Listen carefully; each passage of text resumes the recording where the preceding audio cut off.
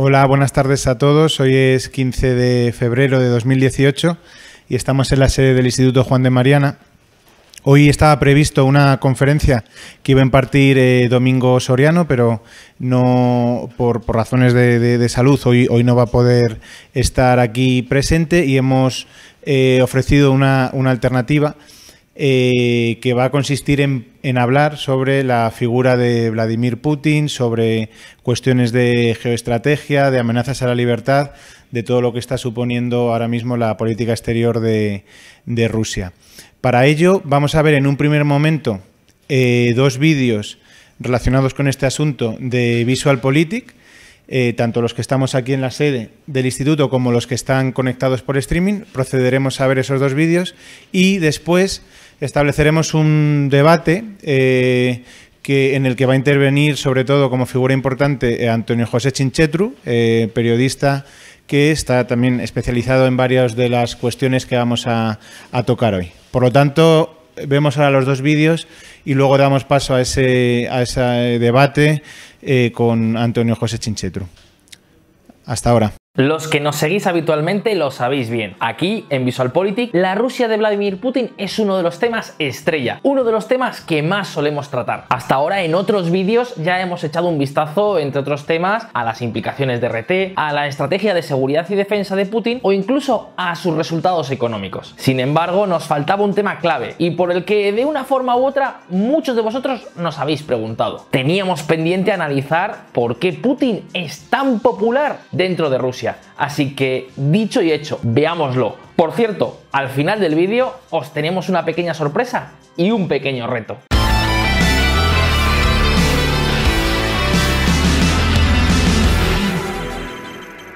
Dicen que después de la tormenta siempre llega la calma. Bueno, pues en el caso de Rusia esto es literal. Tras atravesar una durísima crisis en los últimos años por la caída del precio del petróleo y las materias primas por un lado y por las sanciones de la comunidad internacional tras la ocupación de Crimea por otro, el gobierno ha sido contundente. Los tiempos difíciles ya han pasado. La economía rusa, el gran oso ruso, está de vuelta. Pero ¿de verdad? Algunos dicen que la prueba de que este gobierno ha capitaneado la crisis mejor que ningún otro es que su crecimiento en 2017 será del 12%, del 9%, del 5%, del 3%, del 2%. Pues no, del 1%. Mes tras mes, la economía de Rusia crece. Para 2017 esperamos que el crecimiento sea del 1% o incluso más. La verdad, mucho, lo que se dice mucho, no parece. Y eso teniendo en cuenta que Rusia no es un país precisamente rico, y siempre y cuando nos creamos ciegamente las estadísticas del gobierno ruso, que bueno, cada vez más analistas consideran que, ¿cómo decirlo?, tienen mucho de literatura de ciencia ficción. Lo cierto es que aunque es verdad que todo apunta a que la economía rusa se está estabilizando, los últimos años no han sido precisamente fáciles para los rusos. Según el Instituto Ruso para las Previsiones Sociales, tan solo en 2016 los ciudadanos rusos sufrieron la mayor pérdida de poder adquisitivo, sea de ingresos reales, desde los turbulentos años 90, que se dice pronto. La crisis y la depreciación sufrida por el rublo, la moneda de Rusia, ha provocado que hoy este país, con 145 millones de habitantes, tenga un PIB similar al de Australia, cuya población apenas es de 23 millones. Y lo que es aún peor, hoy por hoy no hay perspectivas de que la situación vaya a mejorar. Pues bien, he aquí la gran anomalía rusa, la prueba de que este país prácticamente es diferente a cualquier otro. Ni la crisis ni los malos resultados económicos y sociales han dañado la popularidad nacional de Vladimir Putin.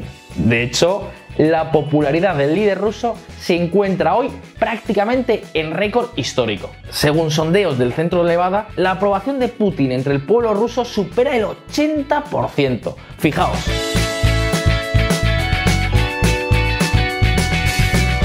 Pero puede que os estéis preguntando, ¿cómo es esto posible? ¿Cómo puede ser que a este hombre la crisis no le pase factura? Veamos qué está pasando.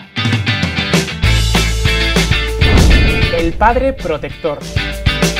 Hablar de la economía rusa supone necesariamente hablar de petróleo y materias primas. Para que os hagáis una idea de la gran dependencia que Rusia tiene de estos dos recursos, dos datos. Antes del hundimiento de los precios del crudo, el petróleo y el gas natural suponían ni más ni menos que el 70% de las exportaciones del país y más del 50% de todos los ingresos del gobierno ruso. Y fijaos cómo ha evolucionado el precio del petróleo bajo el mandato de Putin. Vamos, que prácticamente podemos decir que Vladimir Putin tuvo un golpe de suerte descomunal. Nada más llegar al poder, el precio del barril de petróleo, que se había mantenido estable alrededor de los $20 durante los últimos 10 años, comenzó a dispararse. Para que os hagáis una idea, el peso del gobierno en la economía rusa pasó del 35% al 70%. De repente la prosperidad llegó a todo el país. En las ciudades había grúas por todas partes, los rascacielos crecían como setas y el nivel de vida de los rusos subía y subía. Sí, es verdad, Putin dio muestras muy tempranas de cierto autoritarismo, pero ¿y qué? El dinero fluía. Podemos decir que se forjó una especie de pacto entre la sociedad rusa y su líder. A cambio de no preguntar por las libertades civiles o la corrupción, el gobierno garantizaba la estabilidad y prosperidad de la gente. Es decir, Putin se convirtió así en una especie de padre protector. Severo sí, pero capaz de cuidar de sus hijos. El problema, como siempre, es que estas situaciones, por decirlo de alguna forma, son muy endebles y, por supuesto, ningún gobierno, ni siquiera el de Putin, tiene la capacidad mágica de garantizar por sí mismo la prosperidad. Con el precio del petróleo por las nubes, Putin no hizo reformas. ¿Para qué? De tal forma que cuando en el verano de 2014 el precio del crudo comenzó a venirse abajo, la economía rusa fue detrás. Pues bien, aquí llegamos sin duda al punto más interesante. Nada de esto afectó a la popularidad de Putin. El presidente ruso supo, ¿cómo decirlo?, reciclar su estrategia. Si en un principio fue el garante de la prosperidad, ahora tocaba reconvertirse en el líder que recuperaría toda la influencia de la madre Rusia. Fervor nacionalista. Si la economía no carburaba, tocaba buscar otra fuente de popularidad y Putin la supo encontrar. Durante 500 años, amigos de VisualPolitik, la ambición de la política exterior rusa estuvo incluso por encima de sus capacidades. Desde Iván el Terrible, allá por el siglo XVI, Rusia extendió su territorio un promedio, ojo, de 80 kilómetros cuadrados al día, hasta llegar a convertirse, con mucha diferencia, en el país más grande de la Tierra y también en uno de los más poderosos. Sin embargo, tras la caída de la Unión Soviética, Rusia entró en una espiral muy negativa de pérdida de influencia.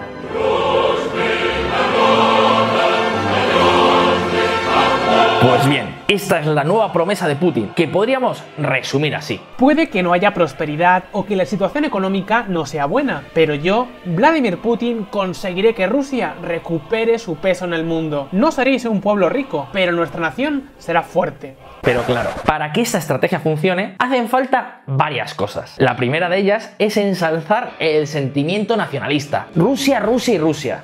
Putin inaugura un gigantesco monumento al príncipe Vladimir, el reunificador de las tierras rusas. Por cierto, en la misma línea están los constantes anuncios de nuevas armas invencibles, muy poderosas y que garantizan a Rusia su estatus y supremacía. Veremos si estas armas funcionan, pero lo que sí que es muy dudoso es que el gobierno ruso pueda siquiera pagarlas. La segunda clave necesaria, amigos, pasa por buscar enemigos que sean capaces de cohesionar al pueblo ruso en una meta común. Es decir, me explico, se necesita una amenaza, una agresión, un objetivo que una a los rusos. Y para esto Putin necesita una política exterior agresiva. La crisis ucraniana, la denuncia a las intenciones de la OTAN y la ocupación de Crimea, por ejemplo, hicieron repuntar muchísimo su popularidad. A ojos del pueblo ruso, Putin está devolviendo al país a sus tiempos de gloria.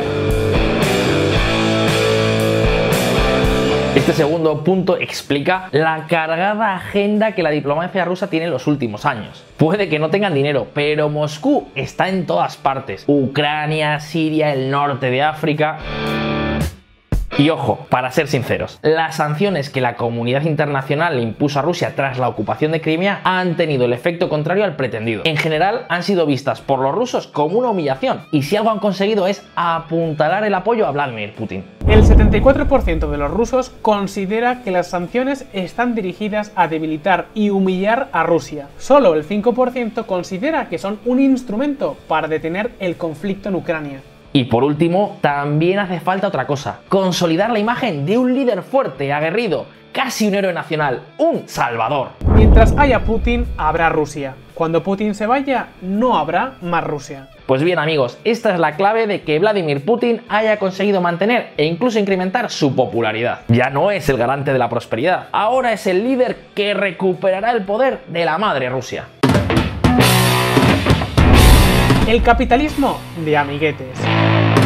Otra cuestión que tenemos que tener muy presente es que el gobierno de Putin sobrevive en buena medida porque ha sabido crear a su alrededor una órbita de nuevos oligarcas, una órbita muy poderosa que se ha hecho de oro extrayendo recursos del Estado ruso. La concesión de ayudas para capear la crisis, la entrega a dedo de grandes contratos públicos o la apuesta de Putin por sustituir importaciones han beneficiado directamente a estos oligarcas, casi todos multimillonarios. En 2015, Putin concedió a su compañero de judo, Arkady Rotenberg, un contrato de 4.000 millones de dólares para construir un puente entre Rusia y Crimea. Y además, Putin se guarda un as bajo la manga por si las cosas vienen mal dadas. Privatizar, o mejor dicho, entregar las empresas públicas a estos oligarcas, que ponen su poder y su dinero al servicio de Vladimir Putin. El presidente ruso ha dejado claro que solo participarán en las privatizaciones inversores estratégicos, es decir, inversores elegidos e invitados expresamente por el gobierno ruso.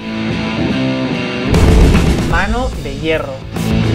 Y por último, no podía faltar. La represión política y la represión a minorías es el juguete favorito de todos los dictadores y también de quienes lo son en potencia. Leer, por ejemplo, el último informe de Amnistía Internacional sobre los derechos humanos en Rusia es trágico.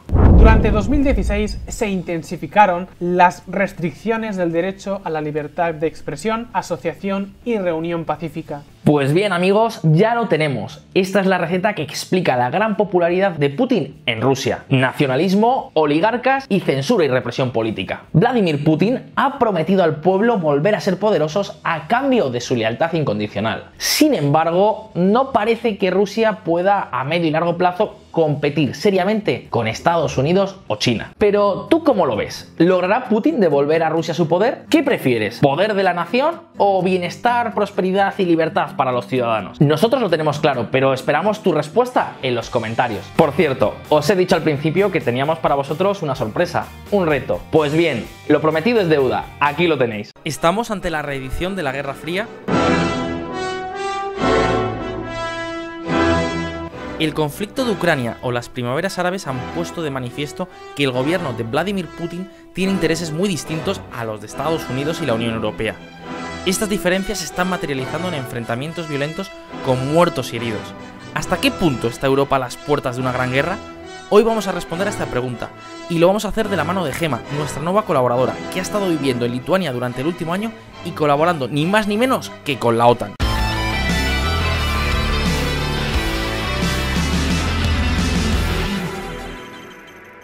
Hasta 2013, Ucrania era un país que no daba mucho de qué hablar. Era una más de las antiguas repúblicas soviéticas que no pertenecían ni a la Unión Europea ni a la OTAN, y poca cosa más.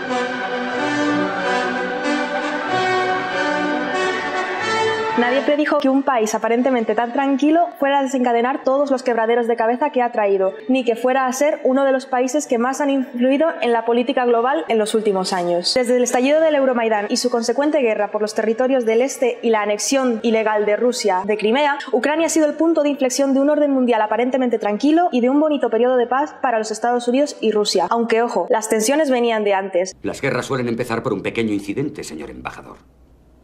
Ya desde la guerra de Georgia en 2008, la primavera árabe y el contexto actual de guerra en Siria, ambas superpotencias han estado apoyando a los grupos opuestos.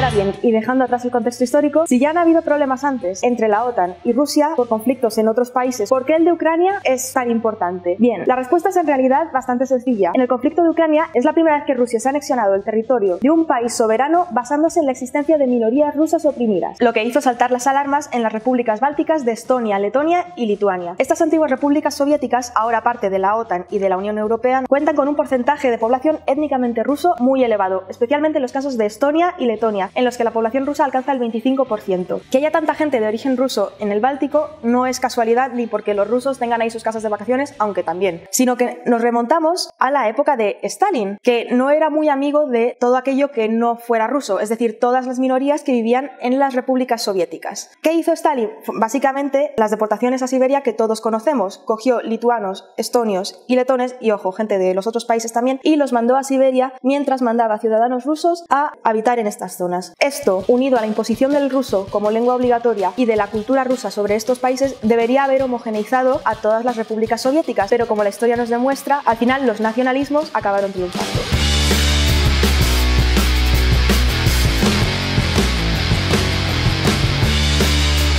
Ojo, repito que esto no pasa únicamente en los Bálticos, sino que también se encuentran con este problema otros países como Georgia, Bielorrusia o la misma Ucrania.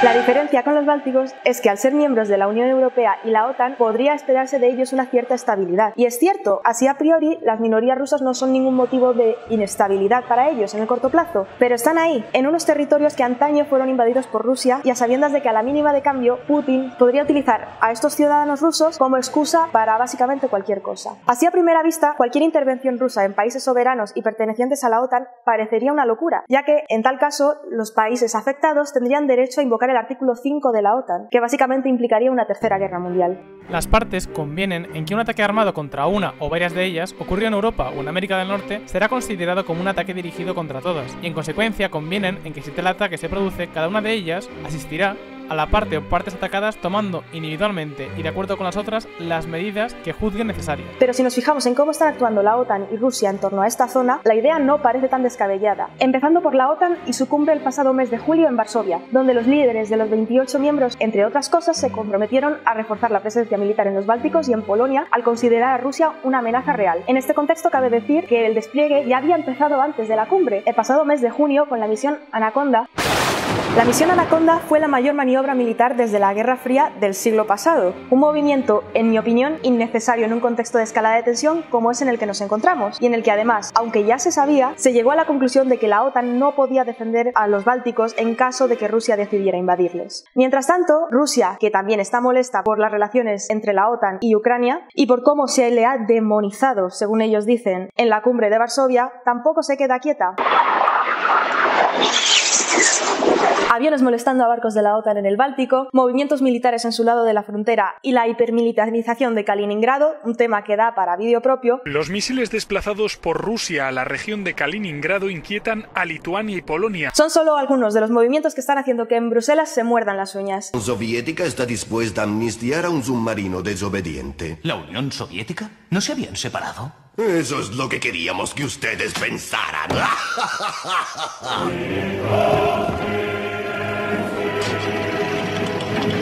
Tan nerviosos se están poniendo en Bruselas que a principios de este año un general británico ligado a la OTAN publicó un libro con un título tan devastador como 2007, la guerra con Rusia, en el que incluso da una fecha exacta de una invasión rusa sobre los Bálticos. Para ello, ha imaginado un escenario plausible para el próximo año en el que la organización se encuentra con problemas de financiación. Lo difícil de echarse un farol es saber cuándo hay que dejarlo. Y de capacidades para ayudar a los bálticos en esa invasión ya no tan sorpresa. Y este escenario en concreto se vuelve cada vez más real cada vez que un candidato a la presidencia de los Estados Unidos menciona a Rusia. En efecto, Trump también tiene su parte del pastel en todo esto. El candidato republicano últimamente ha soltado perlas tan brillantes como que abandonaría la OTAN si los demás países no incrementan sus presupuestos militares, que no ayudaría a los bálticos en caso de invasión rusa y que Crimea está mucho mejor bajo el control de Putin.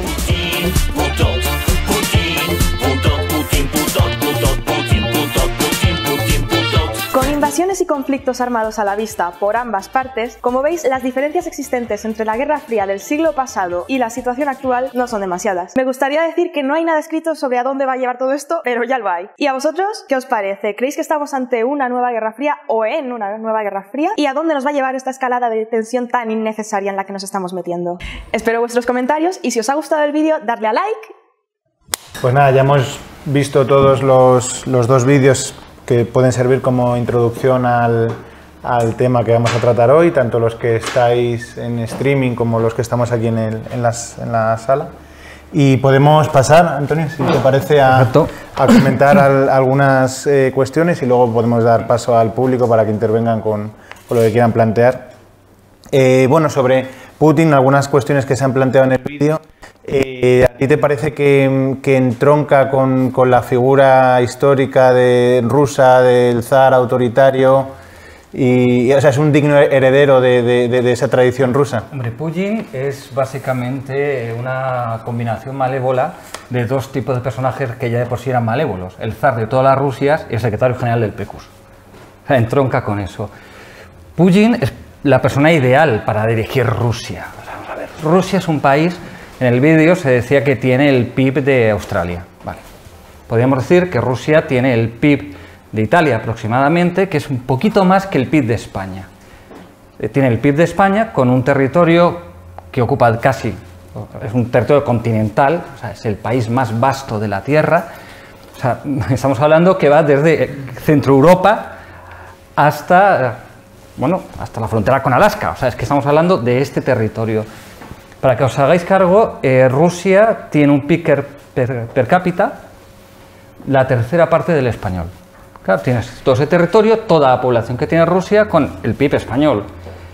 Y teniendo esas condiciones, que son un país, digamos, básicamente mísero, juega a ser una superpotencia, tiene armamento nuclear, tiene un ejército que no sé si es el más numeroso del mundo, seguramente sea el segundo después de China, y si no es el tercero después de China y Estados Unidos, pero está jugando en esa división, está jugando en una división de superpotencia. Y para dirigir eso, ¿qué necesitas? Un teniente coronel de la KGB.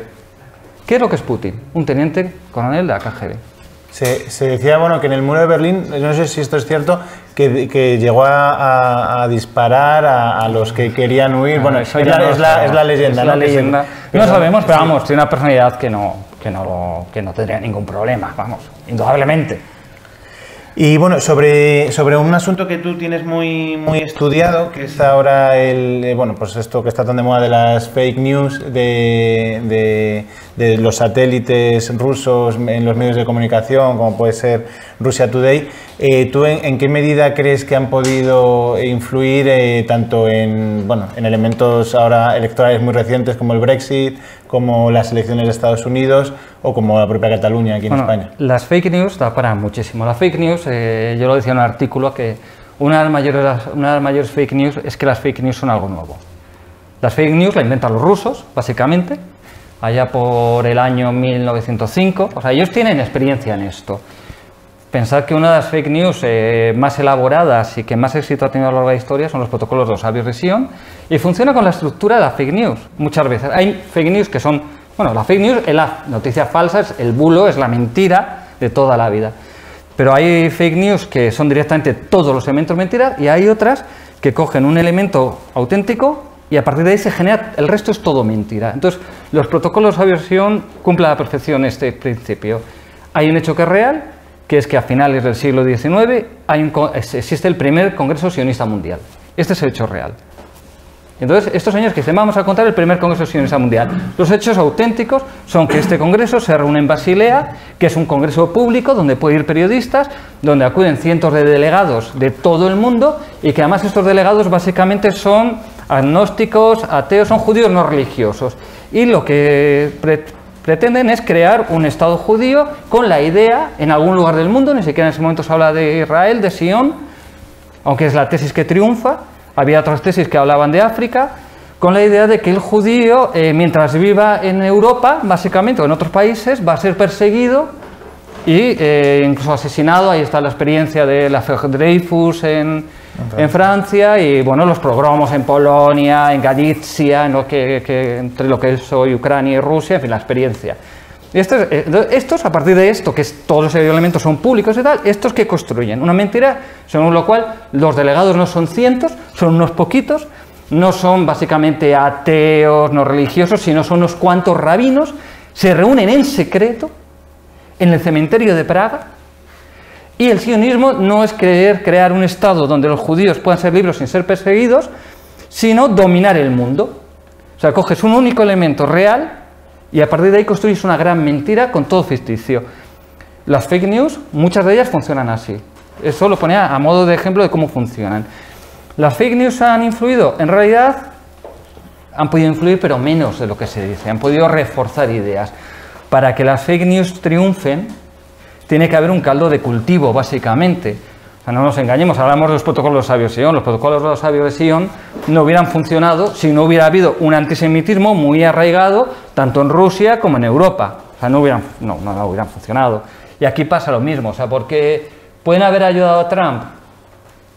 Pues a lo mejor sí, pero muy poquito. O sea, realmente en Estados Unidos mucha parte de la población tenía un sentimiento de que hay una élite demócrata millonaria, que ahí está pues Hillary Clinton, Wall Street, los pijos de Silicon Valley y tal, las universidades, y que nosotros, que somos lo que nos llaman white trash, basura blanca, además nos insultan, mientras no puedes insultar al negro, al hispano, sin embargo a nosotros sí nos dicen white trash, rednecks, toda una serie de apelativos insultantes, y encima estamos en paro porque en las zonas industriales hay, digamos, un caldo de cultivo. Con el Brexit pasa lo mismo, o sea, había un caldo de cultivo, gran parte de la población británica estaba hasta las narices después de años de recibir, sobre todo a través de los medios de Murdoch, pero no solo, mensajes contra la Unión Europea.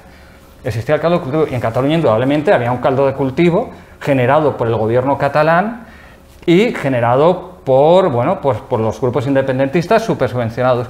Pero fijaos cómo funcionan las fake news también en el tema de Cataluña. Es muy divertido. Hace unas semanas empezó a circular la idea, tú entras en Twitter, y no solo en Twitter, incluso periodistas lo decían, no, España manda tropas, manda tanques y manda aviones a las repúblicas bálticas, no porque haya que defender a un aliado ante una amenaza brutal, no, para que las repúblicas bálticas no reconozcan a Cataluña. Es absurdo, o sea, es que nadie con un poco de sentido común se cree que España va a mandar tropas, tanques, va a ayudar militarmente a las repúblicas bálticas, que básicamente lo que están haciendo es defendernos en los límites del Imperio Soviético. Yo lo siento mucho, pero creo que es el Imperio Soviético a día de hoy. Entonces, esto. Entonces, claro, ¿por qué? Claro, la pregunta clave, yo creo, es por qué le interesa meter todo esto, porque realmente que a Putin, que se le ha perdido en Cataluña, o que se le ha perdido con el Brexit, o que se le ha perdido en Estados Unidos, que básicamente lo que está haciendo Putin es lo que lleva haciendo Rusia desde la época de los zares y lo que hace desde lo que hizo durante la época soviética. Es ellos tienen un complejo, básicamente, ellos sueñan con ser el gran imperio, y ellos lo que no les interesa es que Occidente, que la Unión Europea, Occidente incluye a Centro Europa, que, digamos, la comunidad que comparte unos valores de países, comparte unos valores democráticos, occidentales, de libertades, o sea, básicamente lo que llamamos Occidente, esté unido. Entonces hay que fracturar, y cualquier vía de fractura interesa. Entonces, si Cataluña nos interesa para desestabilizar a un país de la Unión Europea y encima europeo, pues vamos a Cataluña. Si mañana ven que pueden desestabilizar movilizando el independentismo de Oc, ¿no? del sur de Francia, pues lo van a hacer también. Del país de Oc, pues bueno, pues ahí vamos a incentivarlo. Bueno, ahí vemos, o sea, están financiando, sabemos, igual que durante la época de la Unión Soviética, como bien sabe José Ignacio, el otro día nos contaba, financiaban todo tipo de grupos terroristas y de partidos comunistas. A día de hoy está detrás, está financiando todo tipo de grupos, da igual que sea de extrema derecha que de extrema izquierda. Lo mismo apoya a Víctor Orbán y al Frente Nacional Le Pen que a un grupúsculo comunista. Todo lo que sirva para generar inestabilidad lo va a hacer, y por eso apoyó a Donald Trump en la idea de que, bueno, pero a modo de desestabilizar. Sí, porque más allá de que influyeran o no, que a lo mejor es exagerado poder decir que sí, no, pero tú sí defiendes una voluntad, o sea, que sí había esa voluntad más allá de que lo consiguieran o no. Básicamente es verdad que el otro día escuchaba unas estadísticas y realmente era absurdo. O sea, la gente que interactuó con noticias falsas generadas o difundidas desde Rusia a través básicamente de Russia Today y de Sputnik, creo que en total era un 0,8% de los usuarios de Facebook. O sea, realmente tampoco era tanto. Interactuar es, la comparto, le doy un like, le doy un me enfada o contesto. Y si contesto, puedo estar contestando. Pero fíjate qué cerda es la Hillary Clinton, que puede decir, pero qué porquería es esta información. O sea, realmente, no, digamos, lo que hace es afianzar posiciones de gente. Bien. Y hilándolo con esto, hay otro asunto muy controvertido, obviamente, del papel de Putin en política exterior, que es el apoyo, y esto además también lo tienes muy estudiado, que está dando a Cuba y Venezuela. Con Cuba eso es la demostración, yo creo, patente de que estamos ante una nueva guerra fría, ante la Segunda Guerra Fría. Bueno, la demostración patente es Ucrania, son las repúblicas bálticas, es todo aquel que pues todas las ansias expansionistas, pero también América. Hasta el punto de que Donald Trump presentó hace un mes o dos la Estrategia de Defensa Nacional de Estados Unidos, y en la página dedicada al hemisferio occidental, que dicen ellos, el continente americano, sus dos preocupaciones principales son la penetración china y la penetración rusa en América Latina. Sabéis que Rex Tillerson, el secretario de Estado, ha hecho una ruta por América, y también estas han sido sus grandes preocupaciones. Tillerson, el día anterior de empezar esta gira, dio una conferencia en la Universidad de Texas, donde él fue estudiante, y habló de estos temas. Vamos a ver Cuba, para que nos hagamos una idea. Unos datos. Hace nada, Rusia ha aprobado que su compañía estatal de ferrocarriles invierta 1.900 millones de euros. Estamos hablando de 1.900 millones de euros para una economía tan paupérrima como la rusa, para mejorar los ferrocarriles cubanos, que son, os podéis imaginar, poco más que unas carretas sobre unos raíles, poquito más. 1.900 millones. A fondo perdido, básicamente, porque ya el gobierno ruso le ha dicho a la compañía, no, tú hazlo, que si estos cubanos no te pagan, ya nosotros te vamos a rescatar y te lo vamos a dar el dinero. O sea, básicamente saben que es a fondo perdido.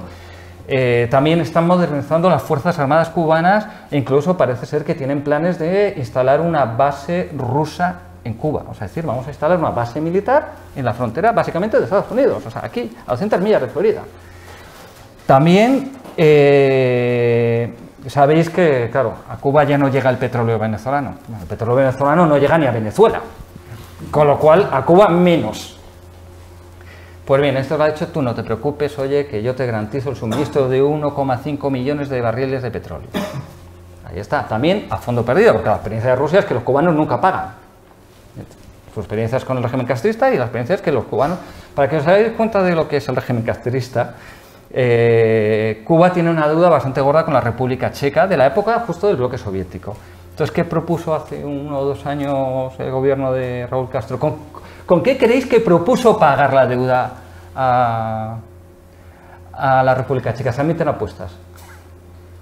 Servicios médicos. Ron. ¿Alguien ha dicho ron? Ron. No sé cuántos millones de botellas de ron. Imaginaos, o sea, daba más de una botella por habitante, o sea, era una cosa demencial, o sea, y aparte que se creen que el gobierno checo se va a poner a vender ron o a regalar ron a los, o sea, absurdo. Esto es Cuba, y esta es la Cuba a la que Cuba, que básicamente desde el 59, cuando llegó Fidel Castro al poder, es un estado parasitario, siempre ha buscado un estado al que parasitar, pues encantada. Y también está el tema de Venezuela. Venezuela, sí. Bueno, a ver, para que os hagáis cargo, Rusia es uno de los mayores exportadores de armas a Latinoamérica.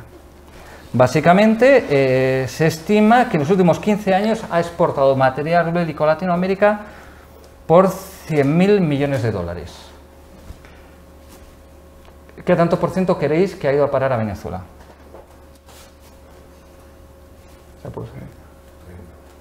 El 80% de las exportaciones de armamento ruso. O sea, estamos hablando que le ha vendido armamento por valor de 80.000 millones de dólares. Oye, que no es ninguna broma. Y básicamente, si tú ves ahora a Nicolás Maduro, los apoyos internacionales que le quedan, básicamente son Rusia Bielorrusia, que es poco más que un protectorado de Moscú,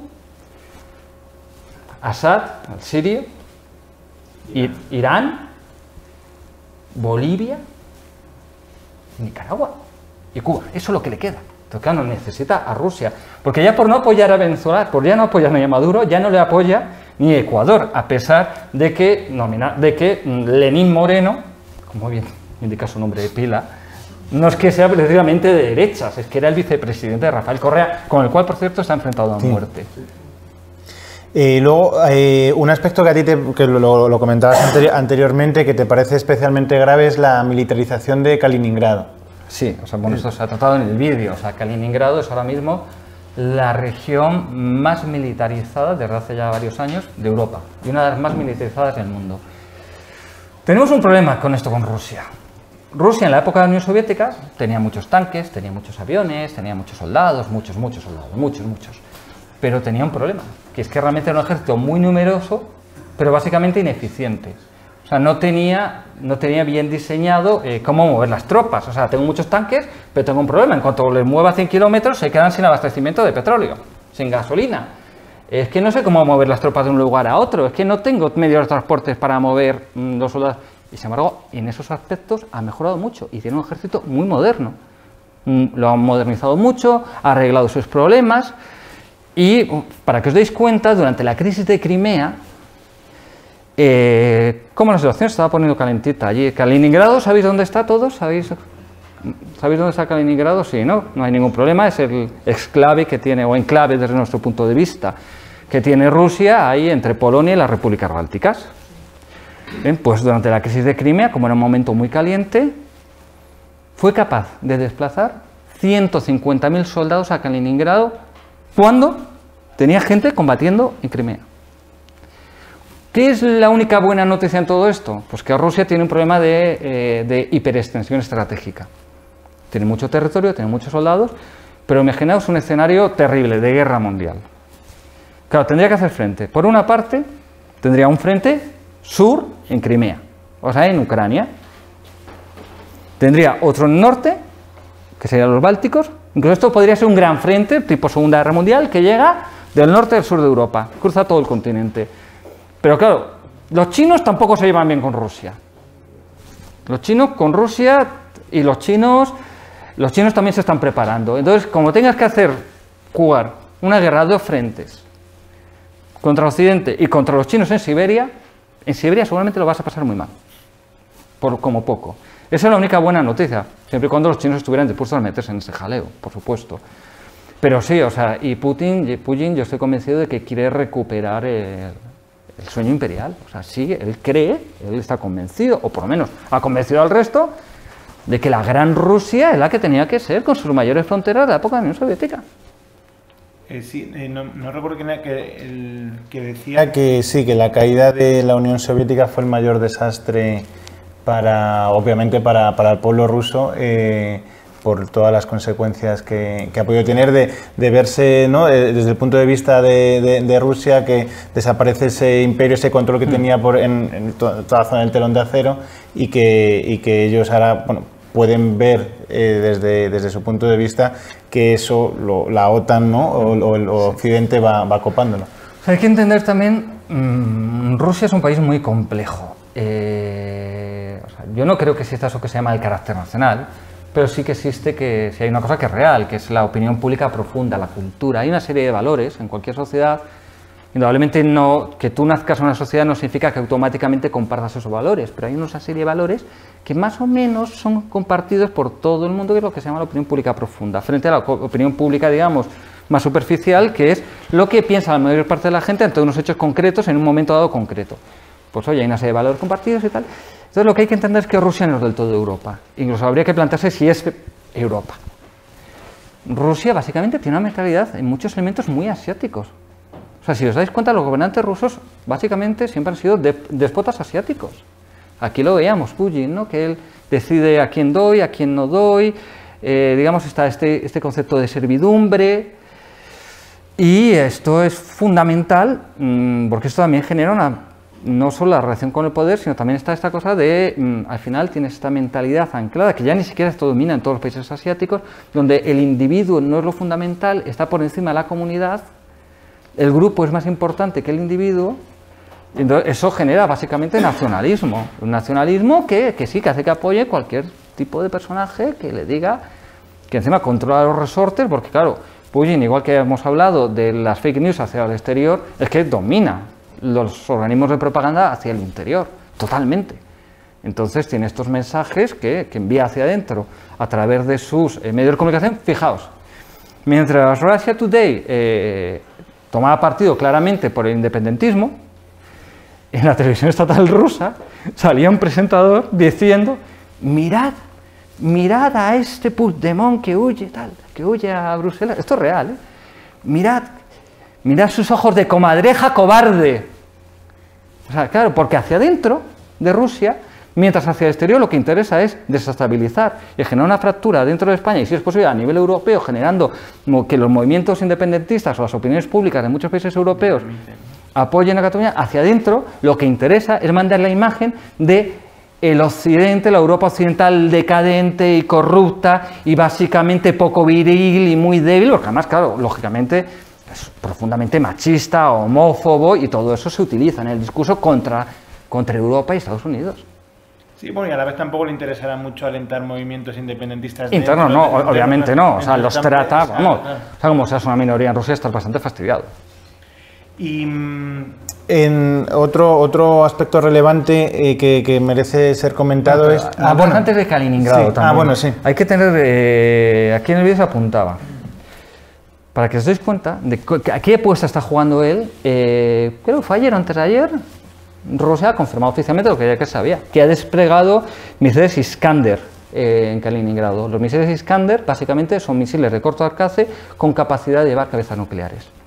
A eso está jugando Rusia. Y al mismo tiempo ha desplegado sistemas antimisiles que para la Unión Europea son bastante fastidiosos, para la OTAN, para los aviones y tal. Sí, no, hay una lógica de guerra fría. De guerra fría total, sí. Y luego, en el aspecto del Islam, también, bueno, es algo que comentabas antes de la conferencia, que bueno, que ahí tiene un papel un poco complicado, porque parece que hay un Islam bueno para Rusia que pueda ser el chií y uno malo que es el suní, que de alguna manera, no sé si así también lo ves, que para Occidente o al menos para Estados Unidos también los aliados, es a la inversa, son los suníes y quizá el enemigo a batir el chiismo. Es incluso mucho más complejo eso. Para Putin no hay un Islam bueno o malo, según sea chií o suní. Es bueno el que es mi aliado y es malo el que no es mi aliado. Tú dices Estados Unidos o Occidente. Bueno, nosotros, no sé si por acierto o por error, digo nosotros, nuestros gobiernos, los gobiernos occidentales, en Irak han apoyado básicamente a los chiíes. Y no eran ningunos santitos. Se han apoyado a los chiíes, no a los suníes.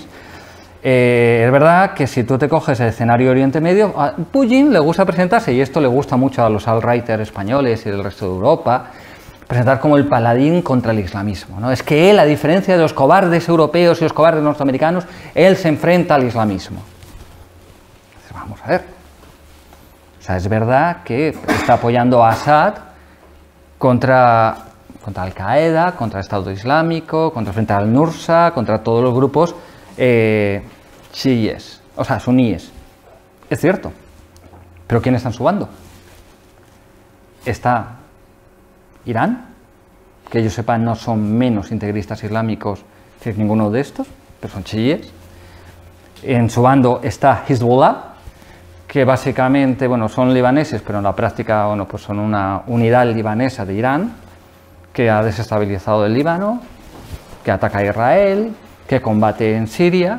O sea, básicamente, o sea, está combatiendo al lado de los chiíes, apoyando a Assad, que Assad se apoya mucho en los chiíes, porque bueno, él no es integrista islámico, en fin, seguramente sea ateo, y Assad, su partido, el Baas, es un partido nacionalista, laico, racista. Básicamente el Baas, aunque después tomó partido por la Unión Soviética, el Baas es un partido que nace en el Líbano, sus inicios intelectuales e ideológicos están en el Líbano, de inspiración nazi, básicamente. Es el nacionalsocialismo árabe.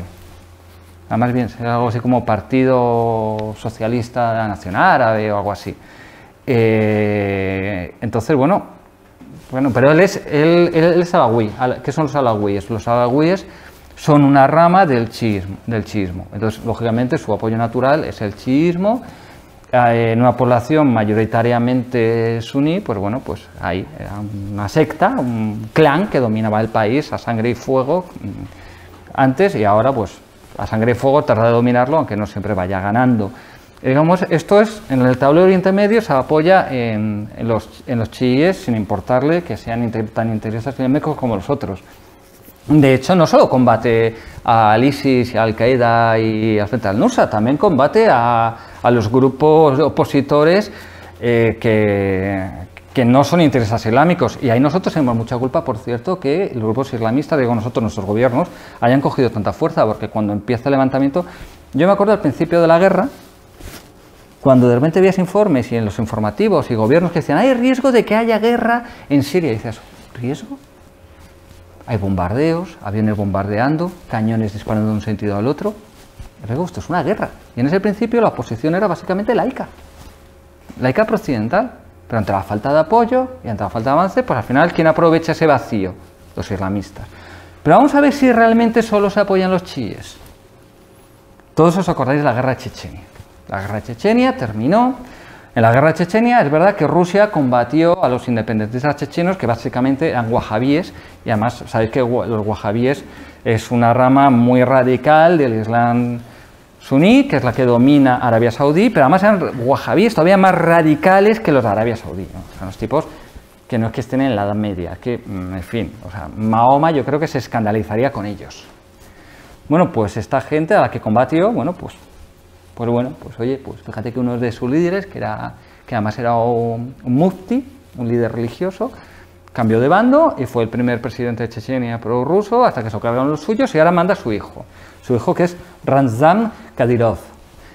Pues bien, el señor Ramzan Kadyrov ha impuesto unas leyes totalmente medievales, brutales. Ha dicho, en 2010, la Sharia está por encima de las leyes rusas. Y este tipo es el que gobierna en Chechenia, es el señor feudal de Chechenia a las órdenes de Putin. Allí, hace poco se ha sabido que, bueno, pues hay ejecuciones en la plaza pública de los gays, como ocurre en Irán, lo mismo. O sea, de repente llegan un día y se cargan 27 gays. El tipo dice, no, esto sonará también, porque esto lo decían en Irán. No, sí, los gays no son ningún problema en Chechenia, porque en Chechenia no hay gays. Y si hay alguno, llévenselo a Canadá, eso lo han dicho, o sea... bueno, pues hay ejecuciones de gays. Encima, por lo menos en Irán disimulan y les juzgan, ¿no? Y dicen, bueno, usted está condenado por ser... No, estos ni les juzgan, les detienen y les fusilan, ¿no? Como ¿os acordáis las imágenes cuando tiraban a la gente de las azoteas a los gays de Egipto? Pues más o menos, pues esto, pero desde el Estado. ¿Qué más? Hay campos de concentración. O llega a tal punto, esto es demencial. En Chechenia hay un hospital islámico. Bien. ¿Qué tipo de tratamientos ofrece este hospital islámico? Pues bueno, al año realizan miles de exorcismos o, por ejemplo, pretenden curar la salud de los pacientes leyéndoles versículos del Corán. O sea, estos son suníes, o sea, estos no son chiíes. Esto es el que ejerce el poder de Rusia en Chechenia. O sea, con lo cual a mí que no me digan que es un paladín contra el islamismo, porque allá donde le interesa se apoya en él. Sí, hay sin duda, claro. Y en tu opinión, ¿cómo es que ha podido calar en la idea de mucha gente, bueno, en Europa, pues a lo mejor preocupada por la amenaza del terrorismo islámico, y que sí ve en Putin el gran defensor del Occidente, de los valores cristianos, claro. Pero que a su vez es alguien que tiene esas contradicciones? Como acabas de poner sobre la mesa. Al principio hablamos de las fake news, ¿no? Y cómo que las fake news funcionan donde hay un caldo de cultivo. Indudablemente aquí hay un caldo de cultivo. O sea, aquí hay una preocupación lógica, legítima, con el islamismo. O sea, queramos o no, el integrismo islámico ha matado mucha gente en Europa, ha matado mucha gente en Estados Unidos. Por cierto, ha matado muchísima más gente en el mundo musulmán, ¿no? Eso nunca lo debemos olvidar, que no todos los musulmanes son integristas islámicos. Pero ha matado mucha gente. Entonces, oye, hay miedo También por un efecto de percepción distorsionada, ¿no? Nosotros decimos, bueno, es que nunca ha habido tanto terrorismo como ahora. No, es verdad, o sea, tú coges los datos de los años 70, de los años 80 en Europa y moría mucha más gente en atentados terroristas que en la actualidad. Pero ¿qué pasa? Que la memoria tiende a olvidarse con el tiempo y que además es verdad que allí los atentados era pego un tiro en la nuca a alguien, pongo un coche bomba y mueren 5 personas, cuando en un atentado de ETA mueren 20 personas, la gente se horroriza porque nos parece una auténtica masacre, y es que es una auténtica masacre.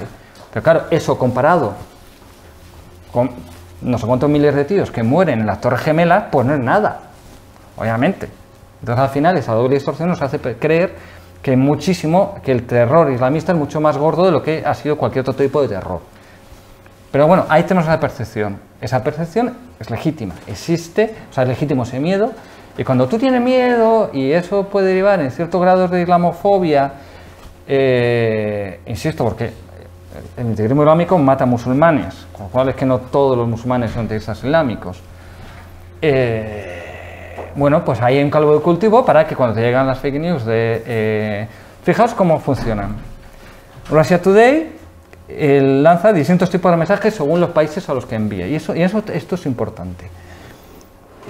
Cuando la crisis de refugiados que venían de Siria y tal, tú veías Russia Today en español, y básicamente en español o en francés y tal, los mensajes que mandaban es qué mala es Angela Merkel que no recibe los suficientes refugiados, qué malos son los europeos que no reciben suficientes refugiados. Sin embargo, esta misma cadena en sus emisiones alemanes lo que decía es qué mala es Angela Merkel que abre la puerta a que los musulmanes lleguen a Europa. O sea, ¿entiendes? Se adapta el discurso. Discurso. Se va adaptando. Entonces, según qué canales, en unos canales va a decir eso, en otros, y esos tipos de mensajes, pues cala. Entonces, como cala, no es que esta gente... Entonces, claro, si tú crees que son muy malos, si tienes a un tipo que está en Moscú, que te dice que sus órganos de propaganda dicen que son el paladín, que encima la Iglesia Ortodoxa rusa, que está entregada a Putin, como también fue cómplice primero de los zares y después de la Unión Soviética, de los gobiernos comunistas, pues bueno, pues oye, hay gente que se lo cree. Sí, está la famosa frase de Putin, creo que llegó a decir que Dios está con Rusia y que Occidente es Gomorra, ¿no? Algo así, no recuerdo. Bueno, sí, pero bueno, a la vez, como has dejado claro, está con Dios, pero sostiene a un gobierno en Chechenia absolutamente radical, islámico, y bueno, sí, es una contradicción que era justo señalar. Y bueno, y sobre el futuro de Rusia, bueno, elecciones, ¿qué previsión tienes o de lo que pueda pasar en los próximos años? Bueno, va a ganar este señor, eso es evidente. Encima, por si hay alguna duda, pues cuando alguien intenta ser opositor, pues o le encarcelas, o le pegas un tiro, o le impides presentarse. Esto es la lógica de Putin, la lógica del teniente coronel de la KGB, es que no tiene otra. Va a ganar, y además este señor es experto, como tiene límite de mandatos, pues ¿qué hace? Cuando pasa mis 2 mandatos de presidente, cambio las reglas del juego, y entonces quien tiene el poder no es el presidente, sino el primer ministro, porque yo voy a ser durante 2 mandatos, 1 o 2 mandatos primer ministro, para después volver a cambiar las reglas del juego, con lo cual él siempre va a ser el que tenga el poder, y siempre va a tener algún títere que... Entonces, ¿qué puede pasar? Si es que esto al final es imprevisible, o sea, yo espero que bueno, pues que la propia ineficiencia de su economía, pues juegue contra él. Es que es la única esperanza que me queda. También parece ser y eso es positivo, que el señor Donald Trump, pues hombre, por lo menos en Latinoamérica ya se ha puesto las pilas, ya ha dicho, nuestra gran amenaza es China y es Rusia, o sea, eso está ahí. Claro, yo creo que los rusos se las veían muy contentos pensando que Donald Trump les iba a apoyar. Yo no sé si Donald Trump si es verdad todo esto del Russia Gate, que le apoyó o que no. Yo creo que, bueno, pues que se dejó querer con independencia de que apoyara o no, vale, pero Donald Trump al final que es un nacionalista norteamericano y va a jugar lo que él cree que son los intereses de su país, los intereses desde un punto de vista nacionalista. Indudablemente no quiere que Rusia sea una potencia alternativa. Pues muy bien, yo no sé si te parece bien, podemos dar paso a que nos puedan plantear algunas preguntas desde el público y señalamos aquí algún aspecto. Bueno, pues, muchas gracias. Gracias por tu intervención.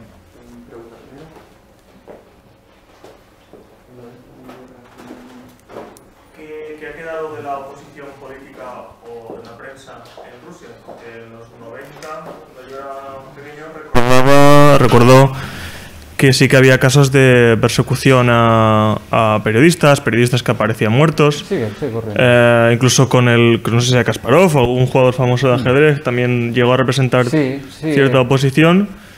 ¿Se ha hecho ya con el poder de todo y han desaparecido o queda algo? No me acuerdo, había alguien que se quería presentar a estas elecciones y se le han prohibido presentarse y ha sido arrestado. Y el año pasado también murió un posible opositor. Sí, o sea, sigue con las prácticas. Esas prácticas no cambian. O sea, cuando tú eres un teniente coronel de la KGB y eres un autócrata euroasiático, es que lo eres. Es que lo llevas dentro. Si es que te gusta ser así.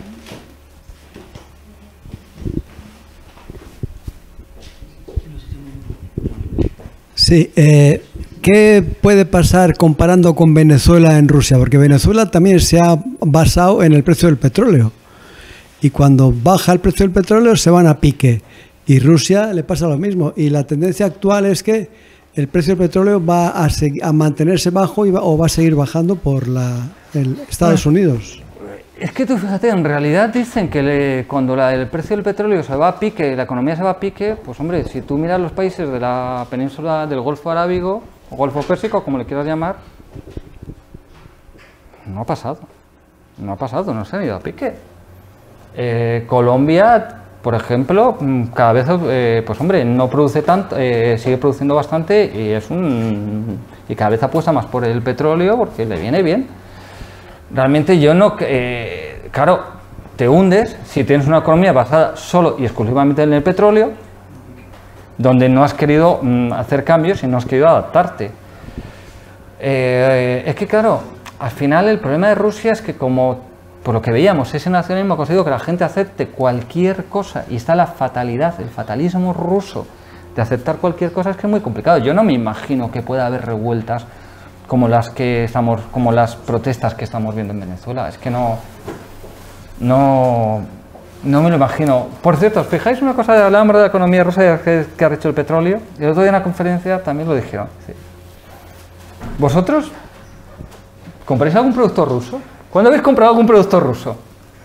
Todos llevamos en el bolsillo o en el bolso un teléfono móvil.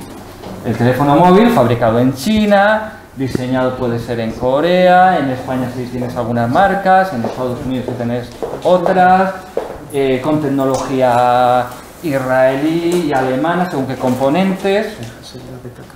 Sigue hablando, si está O sea, tienes eso, que tienes tal, tienes esa ropa que puede haber sido fabricada o distribuida por una empresa española, pero vete a saber dónde la han fabricado, en tal. O sea, al final tenemos de todo el mundo, pero de Rusia nadie compra nada ruso. A lo mejor si eres un coleccionista de rarezas, te puedes ir a una tienda de segunda mano y comprarte una cámara Leica de la época soviética, pues que eran estas cámaras que decían que tenían una gran óptica, lo cual es discutible, pero bueno, no era mala, no vamos a decir que fueran, pero claro, que te pesaba eso como, en fin, como un armatoste o un reloj de estos rusos que en fin, que era ponértelo y te caes al suelo, ¿no? Entonces, realmente nadie compra productos rusos y es verdad, tiene un problema, que depende de su economía del petróleo y del gas, básicamente, y de la venta de armamento, que es su gran negocio también, es otro gran negocio. Con lo cual, la economía va a seguir fastidiada, pero en fin, parece que los rusos lo aceptan sin demasiado problema.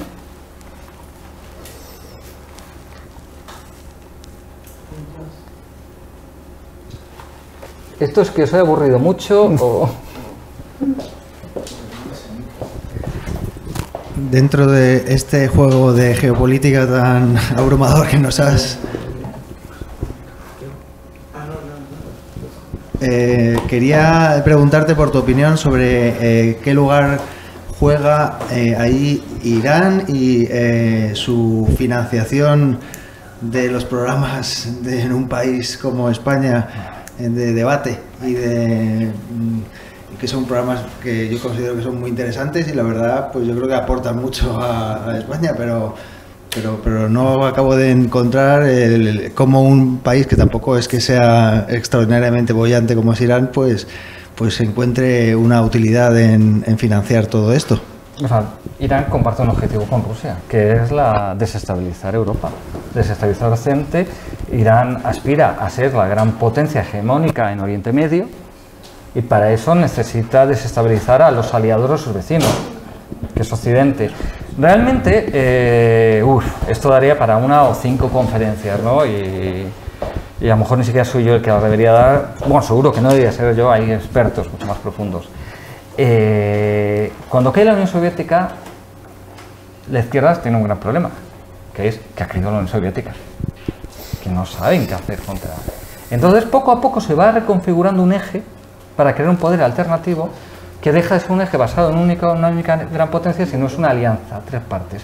Donde, por cierto, el foro de Sao Paulo de Lula da Silva tiene mucho que ver. Entonces, básicamente, se empieza a establecer una alianza a raíz de la llegada de la llegada de Chávez al poder y después el resto de bolivarianos, estos personajes que son personajes, por cierto, muy distintos entre sí, que es una alianza con 3 patas, es un taburete con 3 patas. Rusia, el ALBA, lo que ellos llaman la alianza tal, o sea, eso, el ALBA, el grupo bolivariano, todo el chavismo, el socialismo del siglo XXI latinoamericano, y por otra parte Irán. ¿Qué tienen que ver entre ellos? Nada. Pero comparten un objetivo, que es odian la democracia occidental, odian el capitalismo, odian los valores de la libertad. ¿Y entonces qué papel juega Irán? Pues que odia esos valores. Irán ha penetrado mucho en Latinoamérica y a lo mejor dices, bueno, es que a lo mejor el objetivo no es tanto España. Es que claro, es que tenéis PAN-TV, te permite emitir en español a través de internet y a través de satélite a muchos países latinoamericanos. Irán, por ejemplo, ha financiado hospitales en muchos países latinoamericanos. Hezbollah, que es el grupo terrorista libanés, que como decía, en realidad es una extensión del régimen criminal de Irán, bueno, es muy activo en Sudamérica, sobre todo en el tema de tráfico de drogas. Hay países latinoamericanos que no tenían musulmanes y de repente hay mezquitas chiíes financiadas por Irán, con conversos de allí al Islam chií. Irán también quiere ser un agente mundial.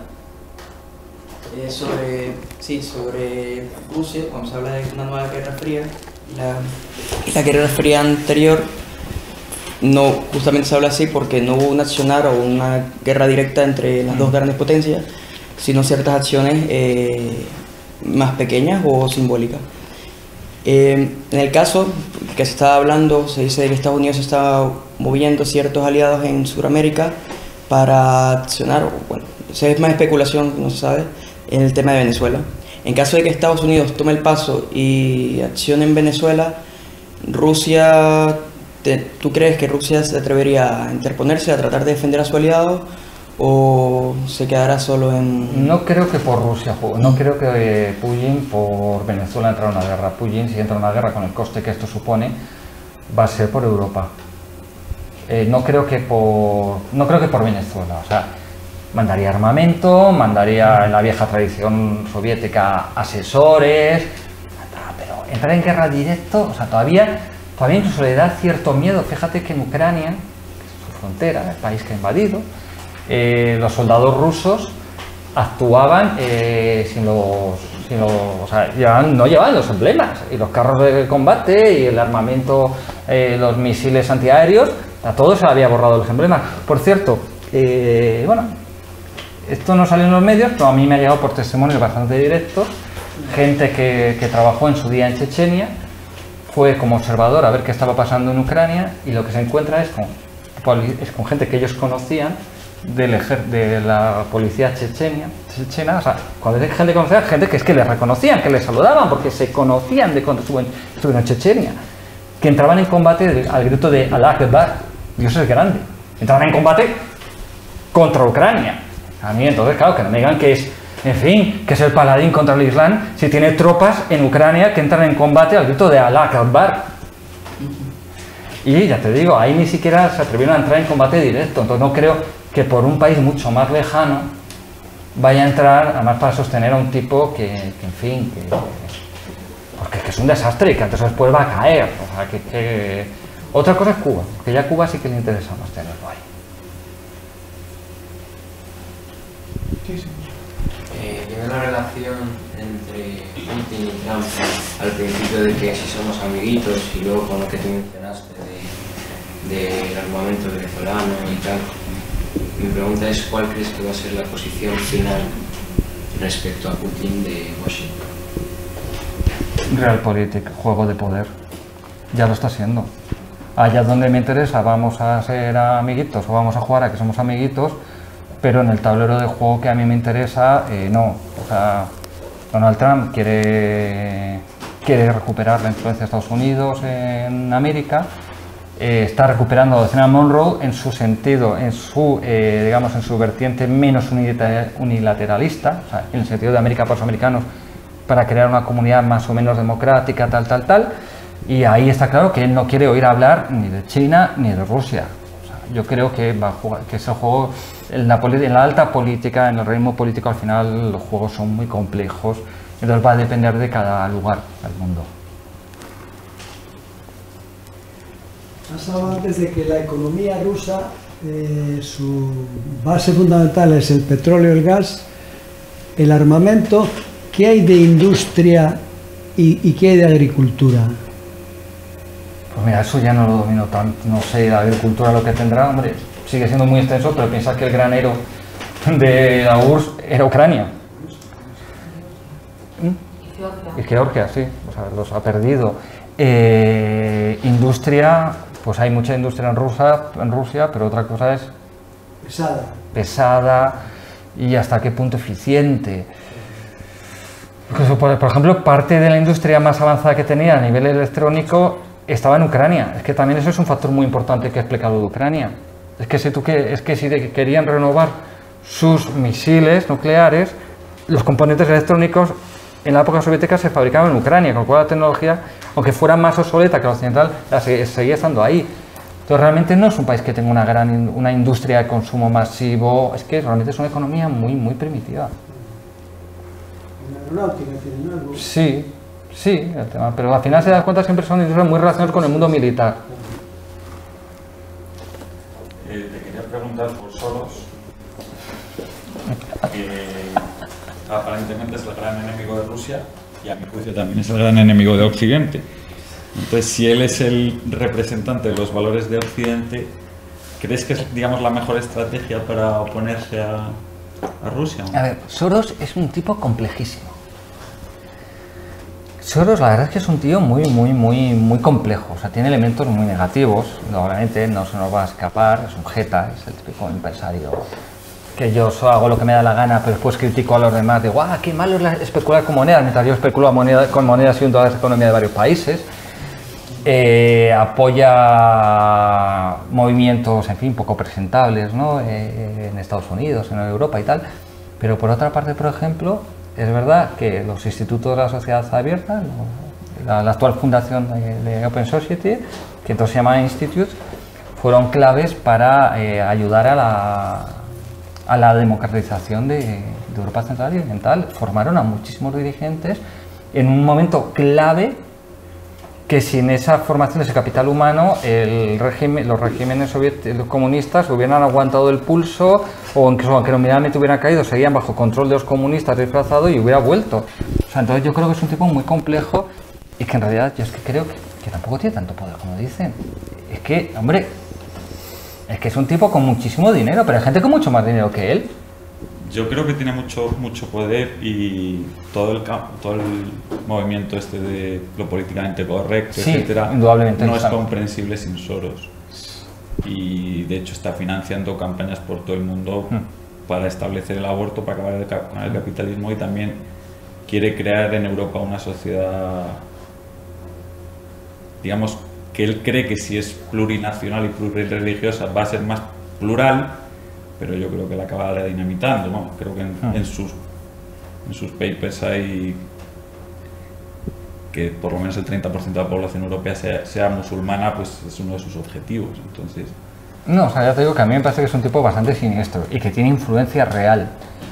pero que al final, como que piensan algunos que después de que detrás de cada hecho malo que ocurre en Occidente está él, también pasa una creo que forma exageración. parte de un movimiento, pero que es el mismo movimiento que domina las universidades americanas. Indudablemente, es que es eso. Pero, entonces, claro, si ese movimiento es el que creemos que va a defender Europa... no, indudablemente. O sea, es que hay y ahí tenemos nosotros un problema, porque claro, hay gente que ve eso y entonces se alía con Putin, que es el mayor enemigo de Europa. Entonces, claro, ya te vuelves loco. Claro, y además está apoyando a Venezuela, entonces... Pero claro, es como, dices, claro, mucha gente adora a Orbán porque a este tipo le cierra o le quiere cerrar su universidad privada. Por cierto, esto es gente que se dice libertaria. ¿Desde qué punto, desde qué óptica libertaria o liberal es bueno que un presidente cierre una universidad privada? A mí que me lo expliquen. Por muy nefasta que nos pueda parecer esa universidad y los valores que quiere transmitir. Habrá que combatir, a Soros habrá que combatirle con argumentos, con lo mismo, oye, pues argumentario, financiando movimientos, defendiendo ciertos valores. Hay que defenderlo, pero es verdad que es que al final Putin juega, pues eso, pues que aquí hay... Pero es que la propia Rusia alimenta ese discurso. Sí, no, entonces se retroalimentan. Y la descomposición esa de Gomorra la creó la KGB. Claro, se retroalimentan. A Soros le viene bien Rusia porque mucha gente le apoya porque es el que se enfrenta a Putin, y a Putin le viene de maravilla a Soros porque tiene el discurso, porque Soros es el Goldstein de 1984.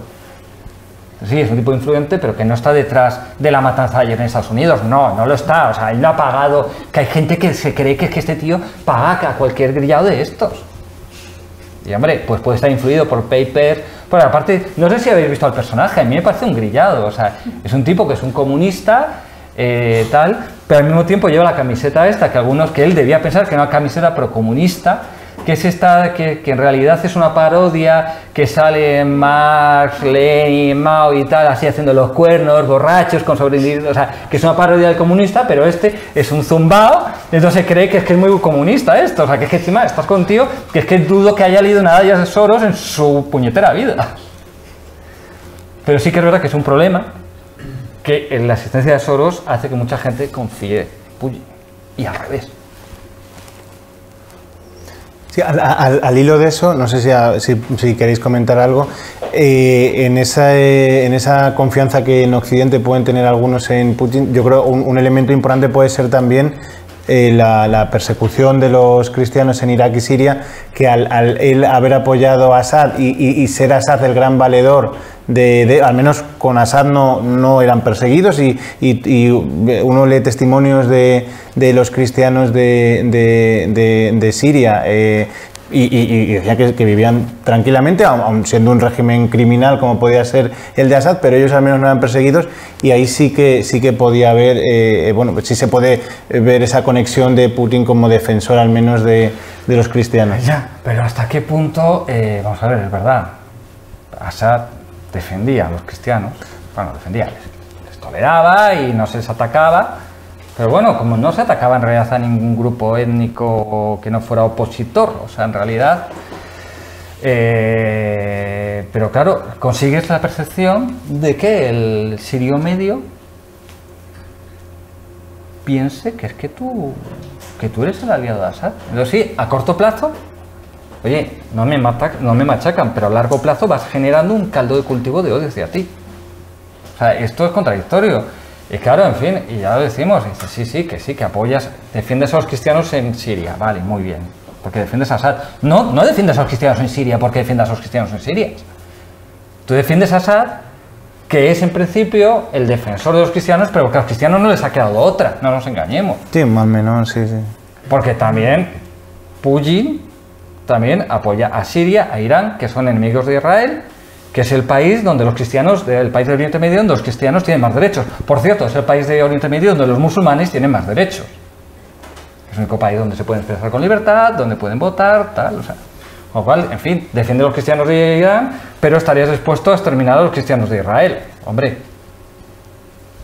Bueno, el ejemplo más claro es el Líbano. Es el Líbano. Hezbollah y es una sucursal siria iraní y Líbano ha sido un país ocupado por Siria y han tenido que salir todos los cristianos porque ha sido ¿Qué piensas es una barbaridad y llevan 20 años así, o sea que... ¿Qué piensas del frente cibernético? ¿Tú crees que el Estado ruso está haciendo hincapié en el ciberterrorismo y esas cosas o no? Hombre, no lo dudes. O sea, sabemos que gran parte de los ataques cibernéticos contra Occidente vienen de Rusia. ¿Tú crees que en Rusia se puede hacer una operación de ese calado sin que lo sepa el gobierno? ¿Me entiendes, coronel? ¿Realmente tú crees que es posible? Que allí no se mueve nada sin que lo sepa el teniente coronel Putin. Es que claro que está detrás. Claro que lo sabe. Obviamente no van a ser reuniones oficiales posiblemente, pero en fin, no lo necesitas, es que eres una tapadera. Claro que ningún gobierno occidental, ninguna agencia privada tiene pruebas de que es el gobierno ruso. Hombre, tampoco, en fin, algo de experiencia tienen en desestabilizar. ¿Sabes poner tus pantallas? Bueno, pues sí, sabes que te atacan desde Rusia, pero pues sí, está detrás. Bueno, con esto de que has dicho lo de Soros, ¿no crees que en parte parte del movimiento liberal también está adoptando ese tipo de discurso? O sea, no de tanto de valores, ¿sabes? ¿Tú me quieres meter en problemas? No. O sea, ya me insultaron por un artículo metiéndome con los autodenominados libertarios que no son libertarios. Bueno, pero que es algo que puede pasar, o sea, al menos en parte. Sí, o sea, claro, o sea, vamos a ver, cuando hay un malestar ante ciertas realidades, la tentación de que ciertos discursos de intolerancia y tal te terminen calando es real, y ha calado mucha gente, por desgracia. No, pero también por la otra parte, es decir, que parte del movimiento liberal puede haber adoptado ese discurso políticamente correcto. También, sí, claro, está influyendo en los dos sentidos. Al final, oye, pues no vimos una burbuja, estamos ahí, salimos a la calle y tal. Hay gente pues que puede adoptar un discurso alt-righter y otros que pueden adoptar un discurso, no voy a decir esto de globalista o mundialista y tal, que suena muy feo, pero sí políticamente correcto y tal, que bueno, a lo mejor las cuotas son aceptables o cosas así, pues bueno, pues sí, puede calar en gente. Y está calando, de hecho. Claro, pero cuando se les acusa de que están no financiados, pero influidos por Soros, pues hombre... Que cierta influencia puede haber, pero insisto, no tanto por Soros, es que al final tendemos a personalizarlo como si Soros fuera el que está detrás de cada cosa, hacia un movimiento del que Soros es uno de sus máximos exponentes, pero no es ni mucho menos el único ni el que lo financia todo, pero es uno de sus exponentes, uno de sus rostros más visibles.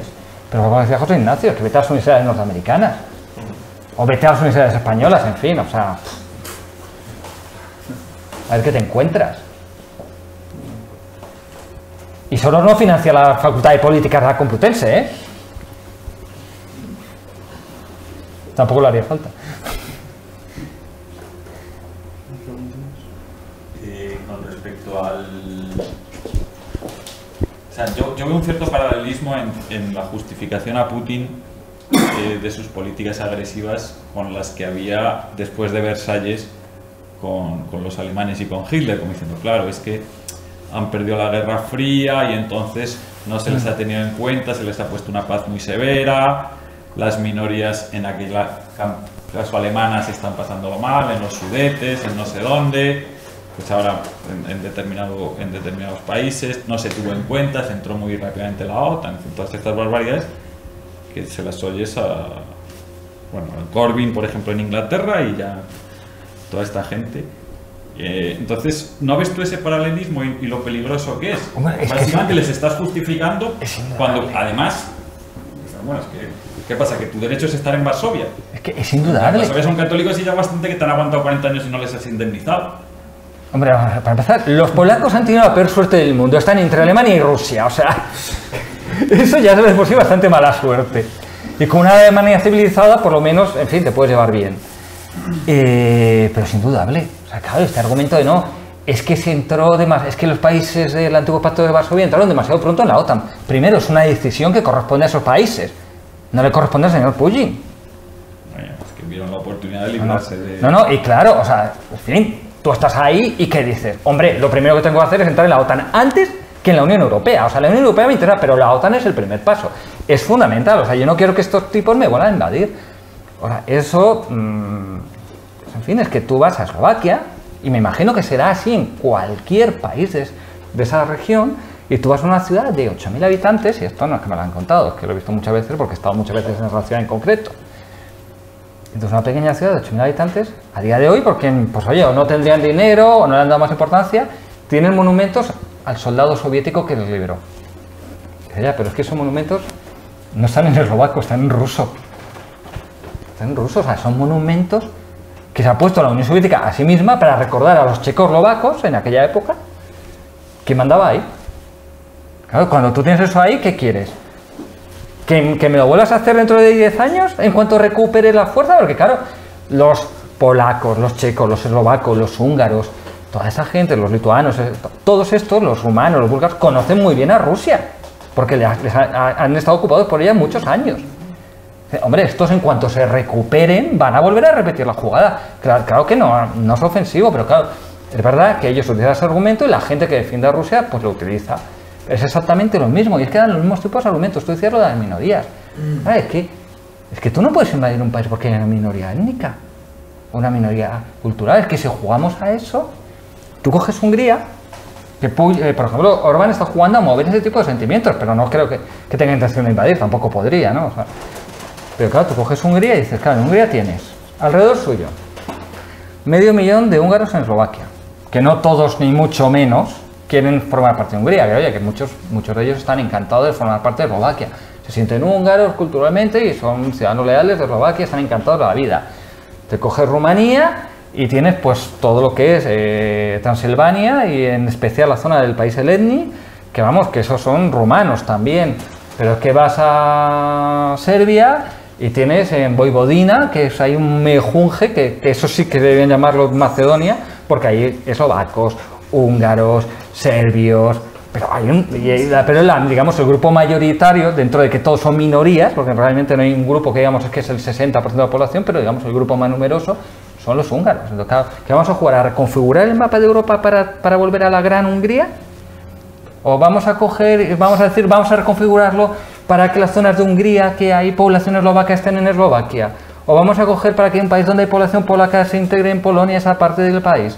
Claro. Pero incluso en el caso ese, los húngaros todavía tienen el derecho de decir, hombre, las fronteras nos las pusieron como derrotados, pero es que los rusos no hicieron eso, los rusos metieron a gente en Lituania y en todos esos países. Claro, es que ni siquiera tienen esa mala excusa. Y no hubo un tratado de paz donde se les impusiera unas condiciones leoninas, que no, es que entonces Alsacia y Lorena forman parte de Francia. No. Es que, oye, perdisteis, esta gente se independizó, tú lo aceptaste, porque no te quedaba otra, porque tú no hubieras querido hacerlo, ya está. Y ahora, como países soberanos, tienen derecho de formar parte de las alianzas y las organizaciones internacionales que les dé la gana. Y es un error gravísimo que haya políticos y responsables europeos que están alimentando ese discurso.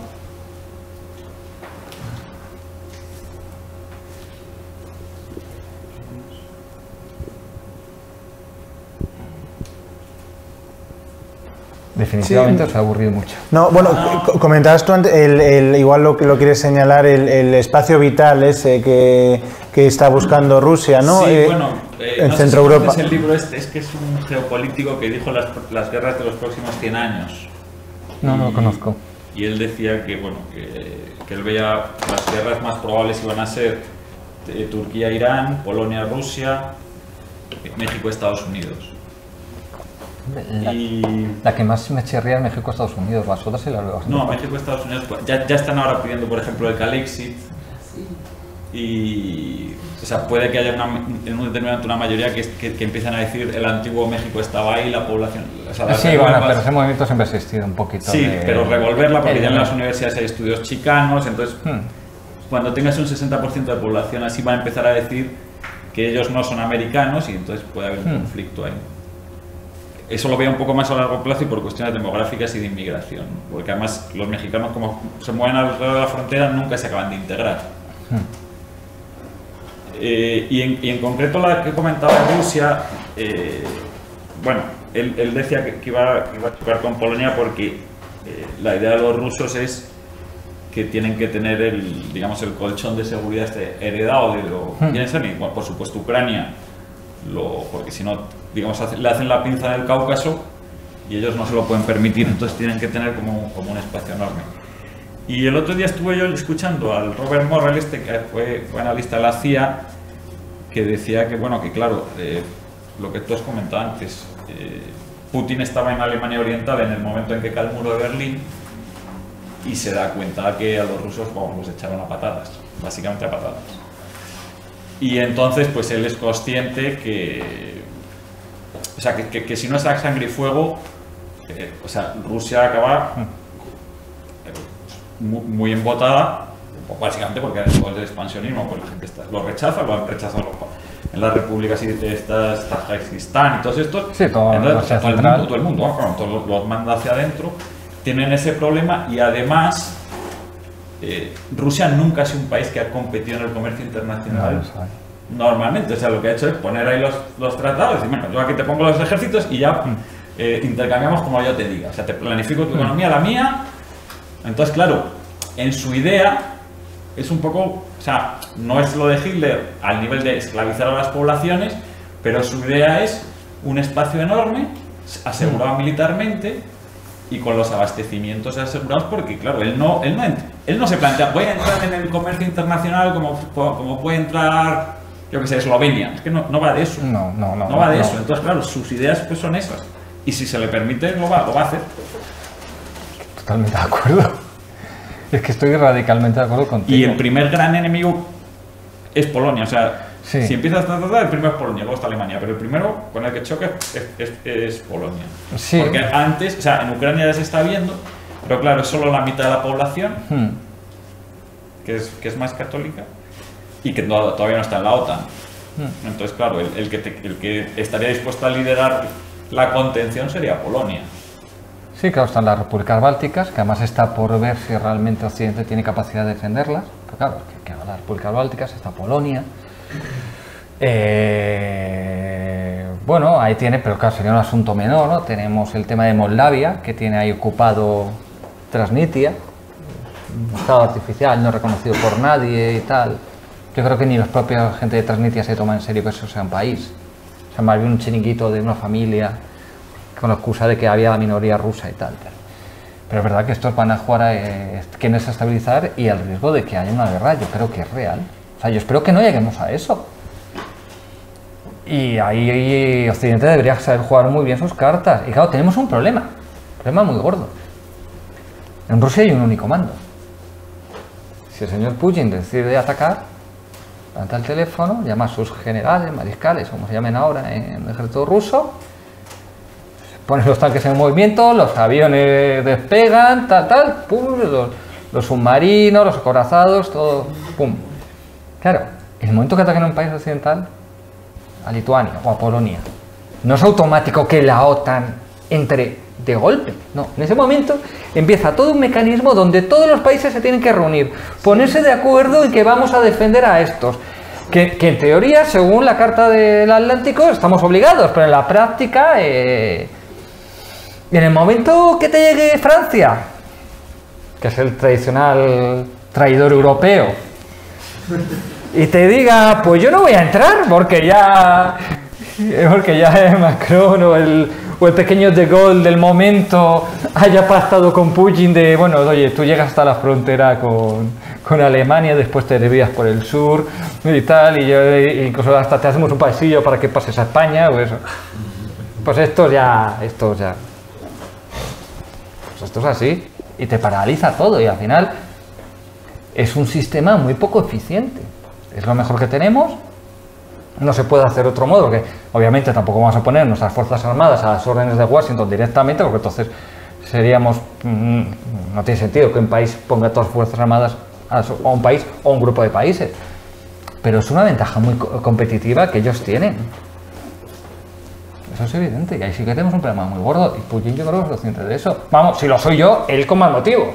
Y la Unión Europea tampoco puede hacer nada al respecto, o no tiene nada que ver. Pero es que la Unión Europea no es una alianza militar, existía una alianza militar, que era ¿cómo se llamaba? La Unión Europea Occidental, que yo no sé si sigue activa o no, pero básicamente los mecanismos son similares. Sí, estaba el Euroejército, pero bueno, que el Euroejército es poco más que una unidad muy grande donde el mando va rotando y que aportan unidades concretas en países en siquiera toda la Unión Europea. Sí, hay países de la Unión Europea que no son de la OTAN. Algunos quieren entrar, como Suecia. Sí. Pero es cierto que no es exactamente. No, claro, es un follón. No todos los países de la OTAN son de la Unión Europea, no todos los países de la Unión Europea son de la OTAN, no todos los países de la Unión Europea Occidental son miembros de la Unión Europea. O sea, no, sí, todos son miembros de la Unión Europea, pero no todos los miembros de la Unión Europea son miembros de la Unión Europea Occidental. Y no todos los estados de la Unión Europea Occidental aportan tropas al Euroejército, con lo cual esto es, al final, encima es muy poco eficiente porque es un montón de estructuras que teóricamente están coordinadas, pero se van superponiendo unas a las otras. Y que no siempre están encajadas. Y que después hay países de la OTAN que yo me fiaría a ellos, o sea, no me fiaría más a los de Francia, y a del que no me fío en absoluto es de Turquía. Entre otras cosas porque el tipo este que tienen, Erdogan, es aliado, era el otro aliado de Maduro que se me había olvidado, Erdogan. En fin, sí que al final la peor escoria de los gobiernos pues son amigos. Bueno, Zapatero también. No es otro aliado, ¿no? Creo que Zapatero. Sigue, claro. Sí, pero bueno, no, ahora mismo no es presidente del gobierno. Hablo de lo que son los presidentes, sí, pero sí. Sí, Zapatero es parte de esa escoria. Y es simplemente en este juego de geopolítica, ¿por qué no se habla de Finlandia? Si también tiene frontera con Rusia. No sé, no hay interés por Finlandia, están ahí... Yo creo que los finlandeses son los primeros interesados en que nos hable de ellos, pobrecitos. O sea, la experiencia finlandesa... Oye, los finlandeses resistieron todo un invierno a la Unión Soviética, a Stalin. Porque cuando... Claro, aquí es que todos pensamos que la Segunda Guerra Mundial empieza cuando la noche del 1 al 2 de septiembre de 1939 Alemania invade Polonia. O sea, empieza cuando la noche del 1 al 2 de septiembre Alemania y la Unión Soviética invaden Polonia. Y de paso, la Unión Soviética invade los países bálticos, invade Finlandia, los finlandeses, oye, la aguantan todo el invierno, y los soviéticos durante el invierno, tanto que presumen ellos la guerra del invierno, pues en Finlandia no supieron hacerle frente. Ya después cae, y Finlandia es un país que siempre está ahí, de neutral, sometido a Finlandia, y hace poco leí como que había presiones de Rusia para que Finlandia se subiera a su cargo internacional. No recuerdo dónde lo leí. Sin saber. Pero no sé muy Finlandia ahora mismo no sé qué papel juega, si te soy sincero. Claro, lo que ha quedado de... ¿Cómo? Que los rusos nunca le han dejado a Finlandia tener política exterior propia, le han dejado libertad interna, pero nunca le han dejado tener políticas. ¿Veis? Básicamente, no pueden decidir ellos. Sí, la guerra es lo que se llama finlandizar, y es lo que querían hacer con Europa. Claro, en la Guerra Fría, digamos, había dos países que jugaban un papel muy similar, cada uno con un bando. Uno era Finlandia, que era lo que dice él, y el otro era Austria, teóricamente neutral, pero que en la práctica era un país occidental más. Y era democrático, los dos eran democráticos, pero digamos, en el juego de bloques, aunque teóricamente los dos eran neutrales, a Austria le correspondía el papel de somos el neutral occidental, Finlandia es el neutral soviético, y después ya la cosa demencial era Yugoslavia, que era un país comunista aliado de Occidente, que era como ya el acabose.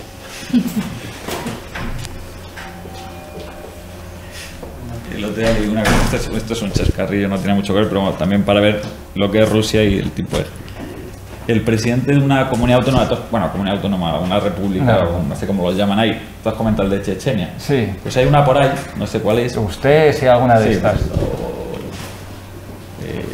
Busete. ¿Cómo se llamaba esta? La de Lenin, bueno, no sé, una por ahí. Kalmukia, una de estas. Que es el presidente de la Federación Internacional de Ajedrez. Que, por cierto, lo han intentado quitar porque el tío se ha ido a Siria poco menos que a montar el pollo para defender a Assad y tal y tal. Bueno, pues este elemento, que lleva 20 años, es presidente de esa república y además presidente de la FIDE. Muy habitual.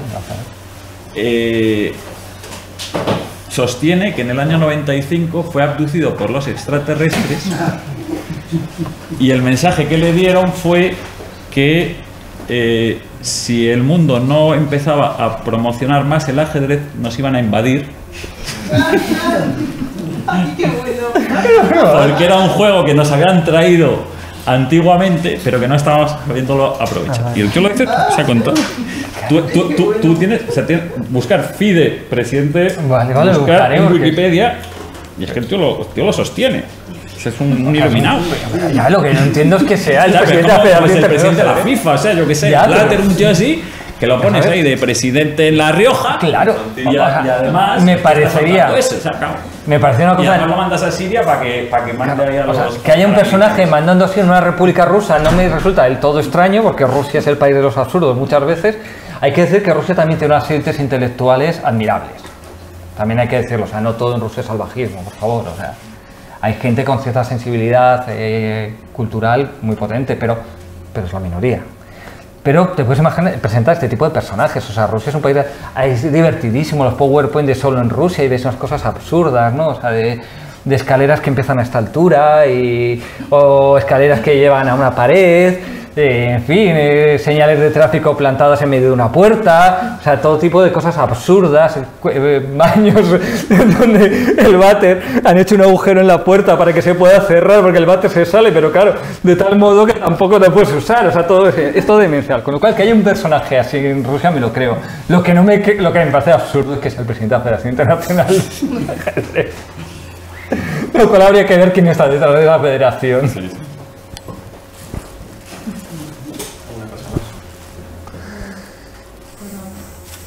Bueno, pues muchas gracias por la conferencia o la charla.